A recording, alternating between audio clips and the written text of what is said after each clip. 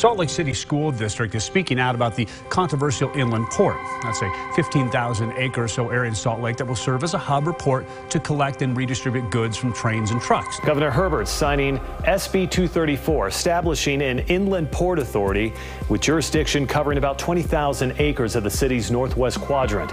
The future of the inland port causes a heated debate at the state capitol. Troopers confronted and forcefully removed environmentalists protesting the proposed inland port. Dozens of people in the hallway yelling, "Abort the port."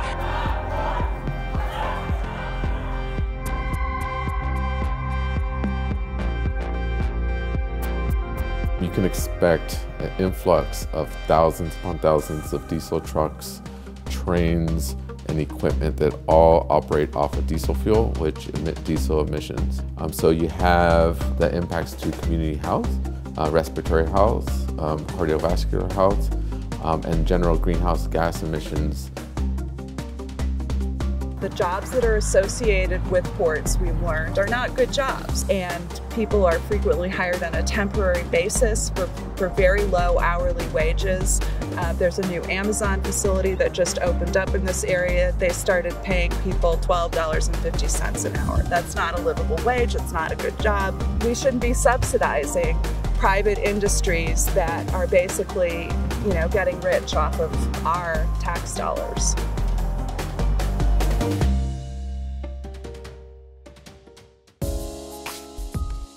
Great Salt Lake is considered a globally important bird area.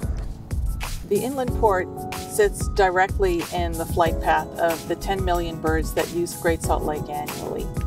From an environmental standpoint, this port could not be situated in a worse place.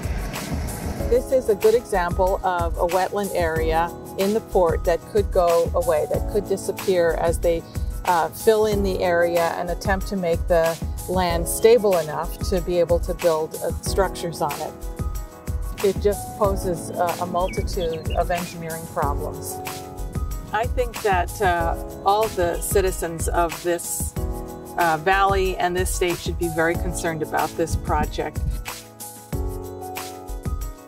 Virtually everyone who lives on the Wasatch Front recognizes that we already have a serious public health hazard in our air pollution. We're very concerned that this inland port proposal will make that even worse.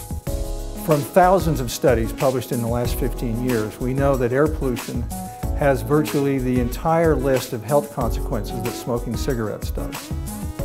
And that includes diseases of the lungs, the heart.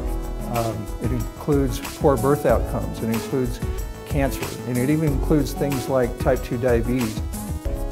Salt Lake City is not in desperate need of an economic stimulus. We are in desperate need of clean air. We're talking about likely thousands of new diesel trucks on our roads every single day, making our freeways more congested, making them more dangerous, increasing the pollution. The project is not going to be a clean project. It's going to disrupt the natural environment. It's going to disrupt your community. Everyone in Utah should care about this issue because it's going to affect all of us. From impacting the quality of life in our communities to impacting how our tax dollars are spent. We all have a stake in this fight, and working together we can stop the polluting port.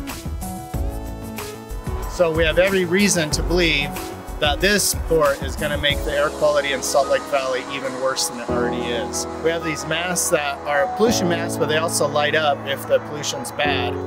And when they go red, as you can see, that means that the particulate matter is especially bad. What we want to do is we want to unmask our city and stop the polluting port.